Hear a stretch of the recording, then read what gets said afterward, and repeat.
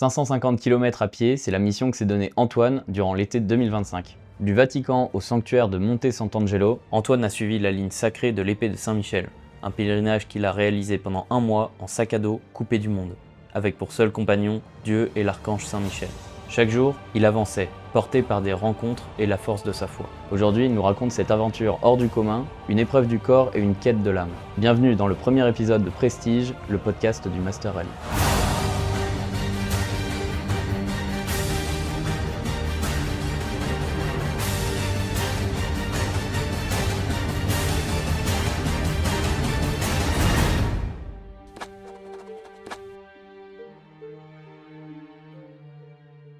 Aujourd'hui, nous recevons Antoine Blanchet, un membre du Master Rally, qui va nous parler de son projet de l'épée de Saint-Michel. Bonjour Antoine. Bonjour Quentin. Bon, alors j'ai 1 milliard de questions à te poser, mais la première, ça va être simplement de te présenter. Moi je m'appelle Antoine Blanchet, j'ai 19 ans, je suis donc étudiant à l'ICES à La Roche-sur-Yon en 3e année de licence de droit. J'aime beaucoup la randonnée, donc c'est une des choses qui a découlé sur ce pèlerinage. J'ai fait beaucoup de théâtre, je suis très engagé aussi dans le scoutisme. Je suis chef de troupe donc de Loger Chalon-Vertou à côté de Nantes. Et donc voilà, c'est un peu toutes ces choses qui m'ont mené à donc ce projet dont on va discuter aujourd'hui. Bon, on va revenir dessus, mais déjà, j'ai envie de savoir qu'est-ce qui t'a donné envie de partir, parce que c'est un pèlerinage, c'est beaucoup de marches. Qu'est-ce qui t'a lancé? Alors, c'est pas joyeux, mais en gros j'ai commencé, donc j'ai fait une dépression, enfin semi-dépression en fin de lycée, début d'études sup. Donc ça a été une période assez compliquée pendant laquelle j'avais envie de rien. Enfin, je passais mes journées du coup à essayer de paraître normal alors que ça allait pas. Et du coup le soir je rentrais chez moi, je me posais dans mon lit, je scrollais sur Insta, etc. Et puis un jour, je regardais un film et puis je suis tombé sur cette phrase de Gladiator qui dit ce que l'on fait dans sa vie résonne dans l'éternité. Donc ça a été un peu un déclic. J'ai commencé à comprendre que il fallait que je change ça et donc que je m'en sorte quoi. Et je me suis rendu compte qu'en fait il manquait une chose dans ma vie pour pouvoir m'en sortir, c'était Dieu. Et donc j'ai commencé vraiment à vraiment vivre ma foi. Enfin, je suis chrétien depuis toujours, mais ça a été ce déclic qui a fait que j'ai commencé à me comporter un peu comme un vrai chrétien. Donc voilà, et c'est très vite que je me suis retourné aussi sur Saint-Michel, qui est donc le saint auquel on fait appel en général quand on a des combats à mener contre les embûches du démon, comme le dit la prière. Et donc voilà, Saint-Michel a fini par m'aider à sortir de cette dépression. Et rapidement, donc, j'ai repensé encore à cette phrase de Gladiator que j'ai citée juste avant, et je me suis dit il faut que je fasse quelque chose, et ça a rapidement découlé sur ce défi de l'épée de Saint-Michel. Ok, bah justement, moi je connais pas du tout ce pèlerinage, et j'aimerais bien que tu me dises qu'est-ce que c'est, mais avant ça, qui est Saint-Michel et pourquoi, qu'est-ce qu'il représente pour toi, Saint-Michel? Saint-Michel, du coup, il représente surtout le secours donc, face à cette dépression pour moi, mais plus généralement, c'est un saint que je trouve extraordinaire parce que bien souvent, donc, on parle de Satan qui voulait affronter Dieu, mais il n'a même pas passé Saint-Michel. Enfin, c'est Saint-Michel, c'est l'épée de Saint-Michel qui a renvoyé Satan aux enfers. C'est pour ça qu'il y avait une symbolique très très très forte dans ce pèlerinage. Je me suis dit que ce serait un beau défi que de me lancer dans cette traversée. Parce que du coup, c'est un pèlerinage qui part d'Irlande, c'est ça? Tu peux nous expliquer un peu tout le chemin? C'est la ligne sacrée de Saint-Michel, c'est ça? C'est ça. En Irlande, donc ça commence tout au sud de l'Irlande, donc sur l'île Skellig, qui est donc un lieu d'apparition de Saint-Michel. On dit qu'il serait apparu à Saint-Patrick là-bas. Ensuite, il y a eu donc 6 autres lieux donc saints où Saint-Michel serait apparu, qui sont donc San Michael Mount dans les Cornouailles en Angleterre. Il y a le Mont Saint-Michel, le plus connu, la Sacra di San Michele à côté de Turin, dans le nord de l'Italie. Monte Sant'Angelo, donc le lieu sur lequel je suis allé cet été. Il y a un monastère qui est sur l'île Simi en Grèce, très proche de Rhodes. Et enfin, le monastère de Stella Maria en Israël. Et donc voilà, et ces 7 lieux, ce qui est assez incroyable, c'est qu'ils sont parfaitement reliés. Genre on peut tracer une ligne droite sur une carte pour relier tous ces lieux. Géographiquement, ils sont vraiment alignés. Parfaitement alignés. D'accord. Et on dit donc qu'ils représentent le coup d'épée que Saint-Michel a porté à Satan pour l'envoyer en enfer. Et c'est un pèlerinage qui n'est pas fait en final, très très peu connu, contrairement à Saint-Jacques-de-Compostelle ou le pèlerinage. Exactement. C'était une de mes questions aussi, c'était pourquoi avoir choisi ce pèlerinage plutôt que Compostelle. Mais du coup, finalement, c'est vraiment le lien avec Saint-Michel qui est très fort. Et puis aussi, je voulais pas forcément faire un pèlerinage qui est limite devenu du tourisme, plus que pèlerinage, parce que c'est le problème avec Saint-Jacques-de-Compostelle, c'est qu'il n'y a pas vraiment de moment où on est seul, parce qu'on a toujours un pèlerin dans le visuel. Là, c'est quelque chose, on en reparlera plus tard, mais j'ai vu 2 pèlerins au total sur tout tout mon périple. Ah, c'est vrai que c'est peu, parce que Ouais. Saint-Jacques-de-Compostelle, j'ai pas les chiffres, mais je crois que c'est énorme la quantité de personnes qui le font chaque année. Et c'est un chiffre qui est croissant en plus, donc ça fait plaisir.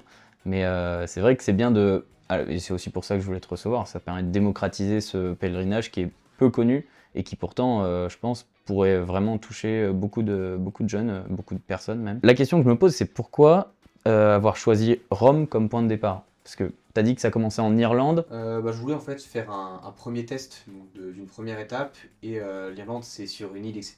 donc vraiment compliqué à organiser. Et puis je me suis dit c'est l'année jubilaire. Ah Donc, oui. il y a donc l'année de l'Espérance donc, qui a été ouverte par le pape François et reprise par le pape Léon XIV. Et je me suis dit c'est dommage de ne pas passer par Rome en cette année un peu spéciale. Donc j'ai décidé d'en faire mon point de départ pour ce pèlerinage. Et alors, comment ça se prépare un projet comme ça? Parce que c'est énormément de préparation, j'imagine. Moi, je dirais que ça se prépare pas, ça se rêve. Bon, j'ai passé 6 mois à rêver de ce qui allait m'arriver, etc. Niveau préparation, j'ai acheté mon matériel. Il y a eu une préparation physique un petit peu. Enfin, je suis allé faire deux grosses randos en solitaire avant. J'ai fait donc le tour des volcans d'Auvergne et le tour de la forêt de Brocéliande. Mais à part ça, j'ai fait mon itinéraire, mais c'était un itinéraire tout tracé sur la Via Francigena. Donc non, ça se prépare pas. Je voulais justement vivre cet abandon à Dieu. J'ai cherché aucun logement, j'ai rien cherché sur... Ouais, tu vivais vraiment au jour le jour. C'est ça. Et impressionnant. c'est ce qui a fait la beauté du pèlerinage aussi. Justement, c'était quoi tes grandes appréhensions parce que là où tu te disais, ça va être compliqué, qu'est-ce que tu appréhendais le plus? J'appréhendais de ne pas trouver ce qui n'était pas prévu, justement. L'imprévu, c'est très très très peur. Je savais qu'il y aurait des soirs où je n'aurais pas de logement, pas de nourriture, etc. Ça pourrait être compliqué parfois. Mais au final, cette appréhension rendait le truc un peu excitant, tu vois. Parce que si j'étais sûr d'avoir des trucs tous les soirs, ça aurait été beaucoup moins beau. C'est sûr. Et puis là, au moins, t'avais chaque jour de nouvelles choses, de nouvelles rencontres. Je pense qu'on en parlera, mais t'as dû faire de belles rencontres, même si t'as croisé peu de pèlerins. T'as été beaucoup aidé par les gens localement. Très accueillant.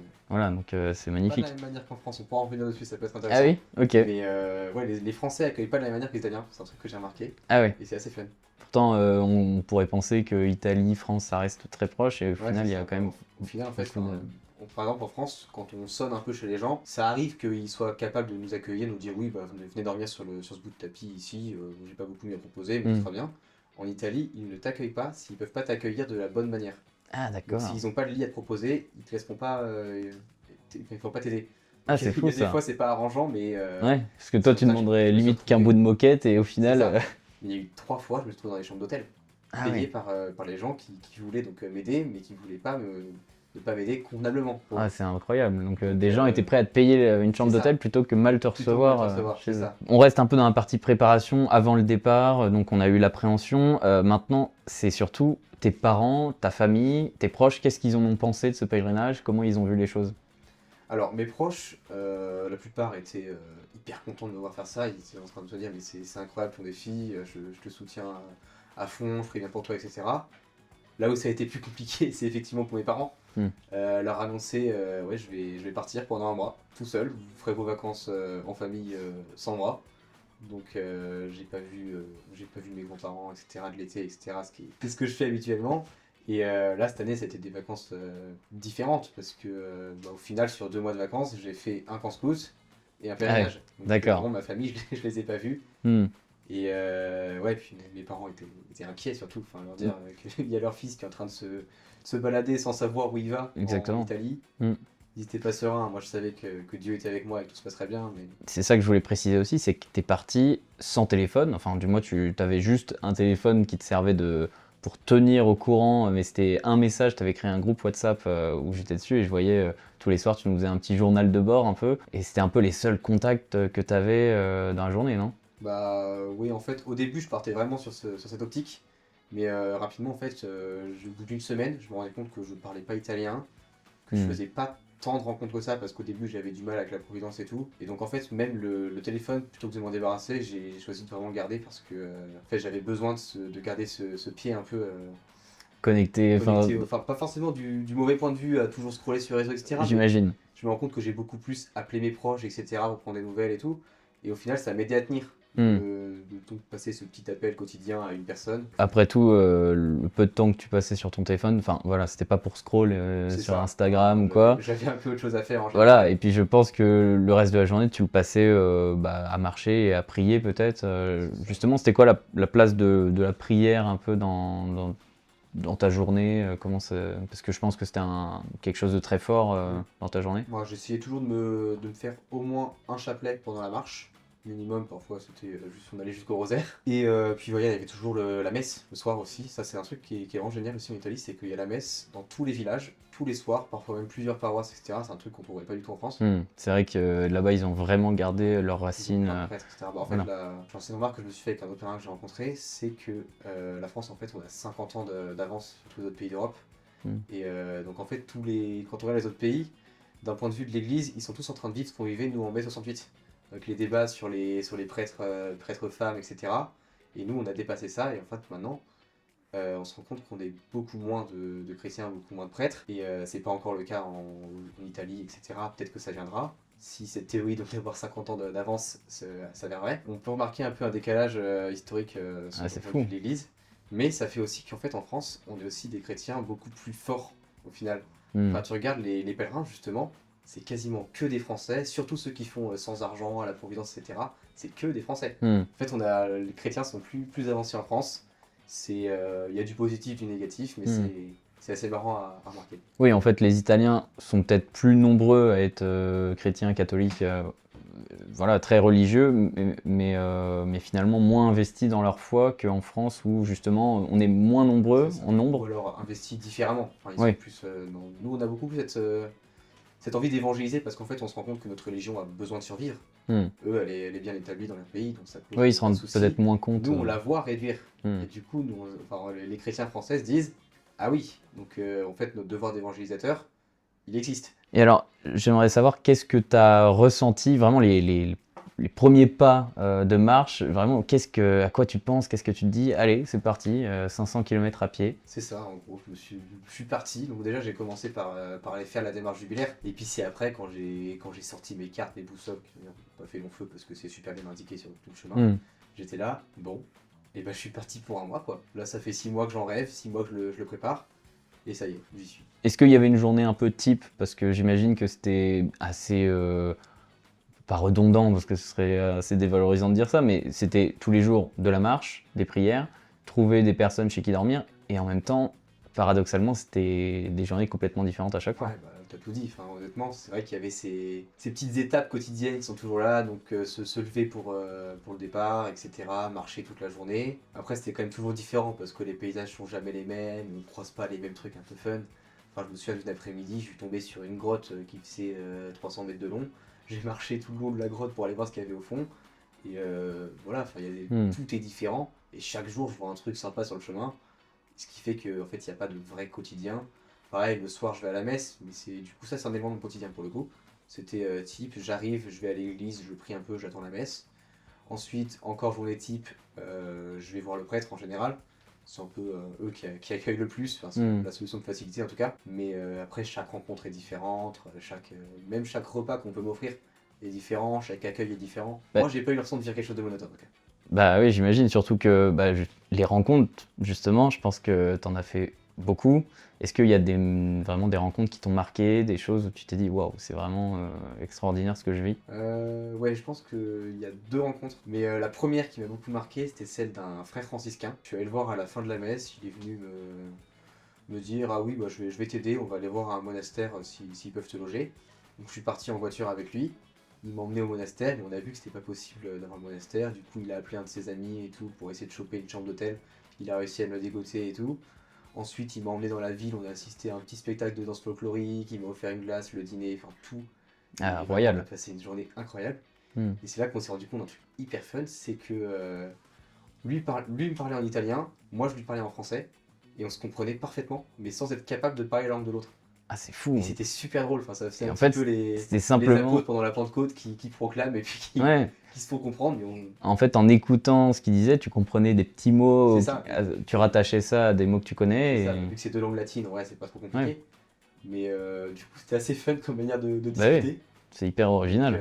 Donc voilà, première rencontre très très marquante. Une deuxième qui m'a pas mal marqué, c'est une bouchère que j'ai croisée juste comme ça, qui est dans une situation un peu délicate d'un point de vue financier, mais qui voulait absolument quand même me tendre la main, qui m'a offert donc un sandwich avec du jambon et tout. Enfin, alors qu'elle voyait que j'étais juste un pèlerin, quoi. Hmm.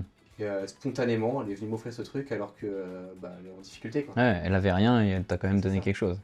Et enfin, la dernière rencontre, ça a été deux pèlerins que j'ai rencontrés. Donc un soir, je suis allé dans une église pour prier. J'arrivais très tard dans la ville parce que j'avais une journée écrasante. Il faisait 40 degrés, j'ai marché tout l'après-midi au milieu des champs de blé. Enfin, c'était horrible cette journée. Le soir, j'arrive dans un petit sanctuaire marial. J'y vais pour prier, puis je m'apprête à planter ma tente juste devant. Et puis j'ai un gars qui vient me voir, qui commence à me parler italien. Et puis en fait, on se rend compte au bout d'un moment qu'on est français tous les deux, Ah d'accord. qu'il est aussi pèlerin et qu'il y a une autre. Et qu'en fait, je suis arrivé dans un accueil de pèlerin sans le savoir. Et du coup, j'ai eu un lit alors que moi, je comptais planter ma tente juste devant l'accueil de pèlerin, quoi. Ah ouais, bah c'est Donc ça, excellent. Et après, gros coup de bol. on a marché la dernière semaine tous ensemble pour arriver ensemble à Monte Sant'Angelo. Avec donc lui qui était un séminariste du diocèse de Saint-Denis et une vieille dame qui faisait son premier pèlerinage en solitaire. Elle avait 56 ans, une italienne. Et donc on s'est un peu entraînés ces derniers jours. C'était vraiment génial de marcher ensemble comme ça. Ouais, donc des beaux moments. Bah justement, c'était un peu ma question après, c'est quels étaient les moments le plus dur et le meilleur. Est-ce qu'il y a eu des moments vraiment qui t'ont marqué où tu t'es dit ah ouais, c'est pas simple quand même à faire. Alors moi, le moment qui a été le plus dur pour moi, je pense, c'était le troisième jour. Je suis arrivé assez tard dans la ville, ce qui fait que j'ai eu beaucoup de mal à essayer de chercher la Providence, donc un lieu pour dormir. Et en plus, il devait pleuvoir pendant la nuit et tout. Moi, je comptais me poser devant l'église, mais il n'y avait pas de porche et tout, donc j'ai galéré à trouver.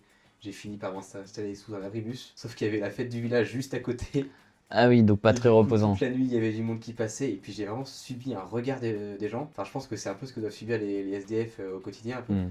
Mais tu voyais les gens qui te méprisaient, qui étaient gênés en train de te voir, qui limite se tapaient des barres en te voyant. Il y a même un gars, tu vois, je dormais à côté d'une poubelle de l'abribus, etc., qui commence à vouloir tirer une canette dans la poubelle. Il foire, ça me retombe en plein visage alors que je dormais. Le gars, rien à foutre, il continue son chemin, quoi. Ouais, et puis là tu te dis bon, qu'est-ce que je fais là? Pourquoi C'est ça, là je me suis dit, bon, au moins ça. En fait, j'étais en contact avec une amie à ce moment-là, qui me dit, bah là tu passes une nuit de merde. En fait, c'est Dieu qui te l'envoie pour que la prochaine fois que t'as une nuit pas dingue, tu dises, bah ok, c'est chiant, mais c'est moins pire que cette nuit-là. Ouais, c'est pour Et du coup, relativiser tu comprends un finalement. peu le jeu de la Providence. Et ça a fait cette beauté au final, parce que après coup, en fait, je l'ai bien vécu quand même. Et puis voilà, donc tu me demandais aussi sur le moment le plus beau. Je pense que c'était l'arrivée. L'arrivée à Sant'Angelo. Moi, je descends les marches qui mènent jusqu'à la grotte, parce que du coup, c'est une grotte dans laquelle Saint-Michel était apparu en 490. Et j'arrive, je m'écroule, je tombe à genoux sur les bancs juste devant la grande statue de Saint-Michel au fond de la grotte. Et je commence à chialer, quoi. Enfin, il y a un mois de marche, tout ce temps. Ouais, il y a tout qui Prier, relâche. enfin, j'étais. Ouais. Ça y est, quoi, c'est la fin. Alors, c'est la fin pour C'est la cet fin, épisode, Cet épisode, c'est ça. parce que j'imagine que ça t'a donné envie peut-être de continuer, d'aller plus loin, de faire tout le pèlerinage. Ouais, bah, et pas qu'un peu, parce que du coup, là, en août ou septembre prochain, je pars. Je vais en Irlande, je pars de Westport, et je me fais tous les monuments de l'épée Saint-Michel jusqu'à Jérusalem. Et je fais ça pendant un an, sans un documentaire au passage d'ailleurs, je vais essayer Ah oui, tu vas essayer de tout tourner filmer. un petit truc sur du coup l'épée de Saint-Michel, donc ça va s'appeler Sur les traces de Saint-Michel. Et voilà, donc un beau projet. Là. Je suis en pleine recherche de sponsors, etc. Excellent. pour réussir à faire ça. Et puis c'est bien de mettre en lumière ce pèlerinage qu'on connaît peu, C'est parce ça. que voilà, Compostelle, très connu, même ceux qui l'ont jamais fait, ou voilà, on connaît tous de nom. Et je pense que ça peut être bien de mettre sur le devant de la scène des pèlerinages un peu moins connus. Ouais, et puis moi je trouve ça très important parce qu'une des choses qui m'a aussi pas mal motivé, c'était de voir un peu des gars sur les réseaux, genre le chant des cathédrales, la marche à Landmark, etc., qui partageaient leurs expériences de pèlerinage et tout. Et je me suis dit, bah en fait, si je me suis bougé, c'est un peu grâce à ces gars-là.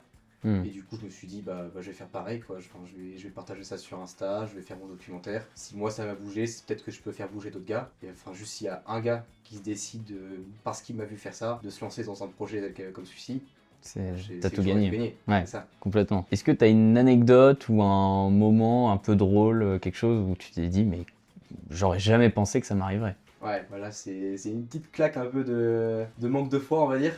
Je parlais avec du coup avec le séminariste du coup dont je parlais tout à l'heure, l'autre pèlerin, et il me dit ouais, j'aimerais bien trouver un figuier. Moi je suis sûr qu'on trouvera un figuier dans lequel il y aura des figues et tout. Puis moi je lui dis bah non, enfin c'est pas du tout l'époque, jamais tu trouveras un figuier, enfin ce sera fin septembre et là on est là beaucoup trop tôt. Et il me dit bah écoute, moi du coup lui c'est un pèlerinage pour Padre Pio, donc qui est juste à côté de Sant'Angelo à San Giovanni Rotondo. D'accord. Et il me dit ok bah Padre Pio va nous envoyer un figuier, ton manque de foi tu paieras, tu verras. Et le lendemain on voit une rangée de figuiers, tous verts, et il y en a un, on comprend pas pourquoi, sans explication, il est juste mûr. Et du coup on bouffe nos figues et j'étais là. C'est mais incroyable. Et c'est wow. là où tu te dis, mais voilà, Juste un c'est tout petit la truc puissance. anodin, enfin, c'est Ouais, enfin, bref. complètement fou. Ah ouais. Et donc là, Bah, du coup, là, j'ai dit, Padre Pio, envoie-moi des nouvelles chaussures. Il l'a pas fait. des TN, Air Force Max. Non, parce que sur la fin, j'avais vraiment mes semelles qui étaient foutues. Enfin, je marchais directement presque pieds nus. C'était le petit truc un peu dur sur la fin quand même. Donc, j'avoue que si Padre Pio avait pu m'en envoyer, ça aurait été pas mal. Ouais, parce que du coup, tu marchais combien de temps par jour en moyenne? En gros, je partais, ça dépend des journées en fait. Soit je partais à 5h du mat quand vraiment il faisait chaud et j'arrivais vers 14h, soit je partais à 9h histoire de me faire une nuit un peu reposante et j'arrivais dans ce cas pile pour la messe 27h. Et tu faisais combien de kilomètres en moyenne? Ça dépend, il y a eu une journée, j'en ai fait 12, le plus petit, et le plus gros, ça a été 41. Waouh! Ça, c'est parce qu'en fait, la veille, j'avais foiré mon étape, j'ai fini par revenir là où j'en étais, parce que Ah ouais. l'itinéraire était bloqué et tout, donc j'ai dû faire demi-tour. Et le lendemain, je l'avais un peu là encore, donc je me suis dit, allez, je fais 2 étapes. Mais sinon, c'est surtout des étapes de 20 km. Ouais, en fait, c'est faisable sur une journée, 2 jours, 3 jours peut-être, mais sur un mois, faire des étapes aussi grandes, c'est Justement, impressionnant. en fait, on se rend compte que les pieds, les jambes se font vachement. Hmm. Donc à la fin, 20 km, c'est rien. Donc là, je suis en train de prévoir mon prochain pèlerinage. Au début, je prévois du 20 km, après, je monte vite de 35. Quoi. Ah ouais, Donc il faut des bonnes chaussures. c'est ça. Il faut en racheter régulièrement, je pense, pendant un an. Donc voilà, la marche en soi, c'est même pas le plus important du pèlerinage. Franchement, Hmm. moi, ce que je retiens le plus, c'est les rencontres, plus que la marche. Bon, et donc il y a une dimension spirituelle hyper importante. Par exemple, je crois que dans ta bio, tu disais marcher avec Dieu et Saint-Michel. Concrètement, ça veut dire quoi? Donc marcher avec Dieu. Déjà, donc c'était parce que je marchais un petit peu pour moi me trouver, savoir un peu quels étaient mes objectifs dans la vie, etc. Et du coup, je comptais vraiment sur Dieu pour m'aider là-dedans, pour m'apporter bonne providence, etc. Et puis Saint-Michel, je l'appelais surtout pour la ténacité. Hmm. Parce que mine de rien, à la longue, ça pèse un peu sur le moral, tu vois plus ta famille, etc. Tu dois continuer à marcher même sous 40 degrés. Et Ouais, parce qu'il faisait chaud. J'étais là, Saint-Michel Archange, défendez-nous dans les combats, quoi. Hmm. Et moi, je la voyais vraiment sur cette ténacité par rapport Ok. Donc, au pèlerinage. accompagné de Dieu sur le chemin et soutenu un peu par Saint-Michel. C'est ça. Comment la prière rythmait tes journées? Je te l'ai déjà un peu posé la question, mais j'imagine que, enfin voilà, tu penses à énormément de choses quand tu marches. Je crois que tu avais d'ailleurs proposé aux personnes de t'envoyer des messages pour prier pour eux. C'est ça, oui, moi j'étais régulièrement. Je sais qu'il y a eu une journée, je savais plus trop quoi faire sur mon chemin parce que je savais plus à quoi penser et tout. Bah, j'ai fait un chapelet par intention. Et donc vraiment, j'ai un peu enchaîné quand même parce que je devais avoir une 25. Donc vraiment, c'est l'intention, mine de rien. Déjà, j'espère que ça a pu aider toutes les personnes qui m'en avaient confié. Et puis même moi, ça me soutenait, enfin, ça me donnait du contenu un petit peu pour mes journées. Donc j'étais vraiment heureux de pouvoir déposer tout ça au pied de Saint-Michel en arrivant. Et au pied de Saint Padre Pio aussi qui est arrivé sur mon périple sans que je me rende compte. Ouais. Je me suis trouvé devant son corps sans même savoir que je me dirigeais vers lui. Ah ouais. Donc assez marrant, ouais. Et alors, est-ce que justement ce pèlerinage a changé ta foi ou ta vision de la religion? Qu'est-ce que ça a changé en toi? Bah déjà, je suis beaucoup plus confiant par rapport à Dieu. Enfin, je sais que je me posais beaucoup de questions sur ma vie, ma vocation, etc. J'avais peur un peu de pas réussir un peu. Et puis maintenant, je suis beaucoup plus en paix, on va dire, avec moi-même, avec ce que je veux faire. Je suis conscient que voilà, j'ai mes projets, je sais que Dieu me soutiendra et que ça va bien se passer. Donc je suis beaucoup plus en paix avec moi-même. C'est ça que je peux retenir là-dessus. Ça t'a renforcé dans ta foi, ça t'a fait dire que voilà, t'étais accompagné, t'es pas tout seul. Plus sûr de moi aussi. Ouais. Même un truc que certaines personnes m'ont dit en revenant, ils ont trouvé que même physiquement j'étais plus rayonnant qu'en partant. Donc, Ah bah déjà t'as dû prendre des coups de soleil. C'est ça, je me suis rentré blond surtout. Ah ouais.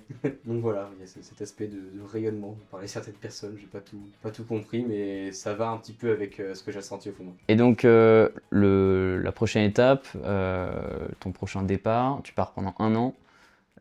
Tu pars quand tu m'as dit En août ou en septembre, j'ai pas encore D'accord, fini le départ.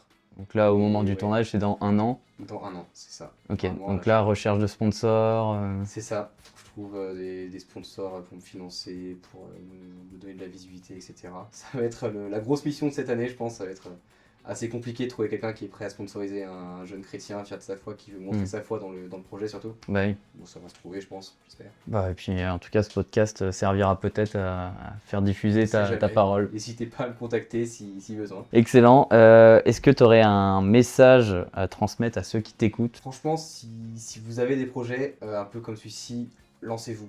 Il n'y aura pas de bon moment. Enfin, je sais que souvent on se dit oui, je ferai ça quand j'aurai fini mes études, puis après je ferai ça quand j'aurai quand j'aurai de l'argent, puis quand les enfants seront grands, puis quand je serai à la retraite. Au final, on ne le fait jamais. Et donc voilà, dites-vous. Et puis on a peur aussi. C'est et ça, du coup, on se trouve des prétextes pour ne pas le faire. Il faut juste arrêter d'hésiter, faites confiance à Dieu. Ce serait dommage de mourir en regrettant de ne pas l'avoir fait, je pense. Est-ce que tu aurais un dernier mot, peut-être une citation, quelque chose à dire? Ouais, je vais terminer, je pense, par une citation donc, de Padre Pio qui est hyper simple, que j'ai découvert du coup pendant mon pèlerinage, mais qui franchement m'a marqué. C'est un truc tout con, c'est prie, espère et ne t'inquiète pas. Magnifique. Et franchement, c'est pour moi donc, tout c'est la providence en fait, cette phrase. Et donc, ouais, j'ai pris le temps de pas mal y réfléchir et franchement, c'est une belle phrase. Donc voilà, prie, espère et ne t'inquiète pas. Super, magnifique. Bah, merci beaucoup, Antoine. Merci, Quentin, de m'avoir accueilli. Avec grand plaisir. Un grand merci de nous avoir suivis. Je compte sur vous pour vous abonner et surtout partager ce podcast partout autour de vous. C'est vraiment le meilleur moyen de soutenir ce genre de contenu. On s'est donné pour cet épisode, donc faites-lui avoir la notoriété qu'il mérite. Et surtout, abonnez-vous au compte d'Antoine pour suivre la suite de son pèlerinage. Et on se retrouve très prochainement pour un nouvel épisode.